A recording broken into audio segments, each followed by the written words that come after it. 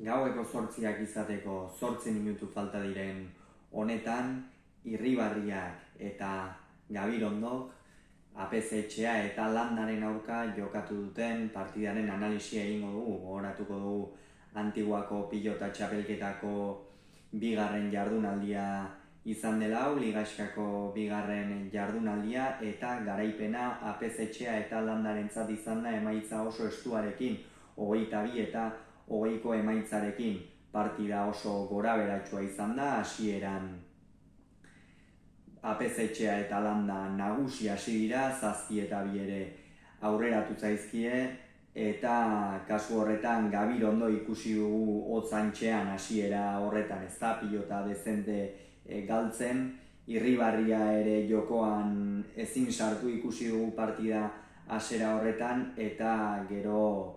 hori bai pixka bat gehiago sartu diren arren ez dute partida aurrera ateratzerik izan, baina gero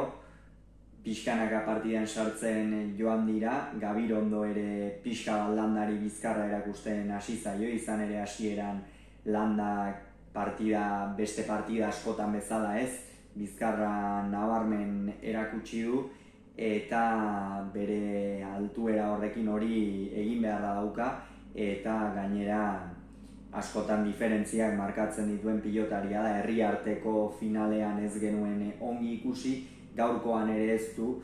distira handiko partida egin Unai Landa Oiartzuarrak, ez da gutxiagorako ere, baina lehiakorra dela erakutsi du, eta partida gainera aurrera atera dute APZ-etxeak eta biek. Gero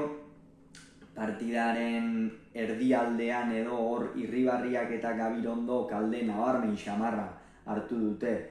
eta hor pentsatzen genuen ja partida erabakita zegoela, izan ere Gabirondo oso zuzen jokatzen ari zen, Landa pixka bat okertzen hasi da, eta esan dezakegu APZ-etxeak ez duela partida hasierako protagonismo hori izan partidaren fase horretan, ez da. Hor Gabirondo pilota asko kentzen zion, Landak asko sufritu, baina defentsan esan beharra dago oso ongi aritu dela Oiartzuarra kasu horretan, naiz eta pilota batzuk galdu dituen, eta hor Irribarriak izan du distira handiko zati hori, eta hor pentsatzen genuen garaipena gorrientzako izango zela, baina gero bapatean berriz ere APZ-etxea jokoan sartzen hasi da, Landa ere zuzendu da, eta gorriak urduri edo ipini dira, eta partidare irauli dute urdinek, eta azkenerako 22 eta 20 amaitu da norgehiagoka. Benetan partida zirrara handiko partida izan da, ikusleak nik uste gozatu duela, naiz eta distira handikoa ez den izan, nik uste ikusleak gozatu duela orokorrean, eta honen bestez lehen garaipena eskuratu dute APZ-etxeak eta Gabirondok, APZ-etxeak eta Landak, aurkariak ziren Irribarria eta Gabirondo, eta ikusiko du ea hurrengo partidetan zer gertatzen den.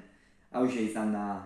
partida honen inguruan esan behar genuen guztia, hurrengoan gehiago izango duzue Kirolunea kanal honetan, bitartean on izan, agur!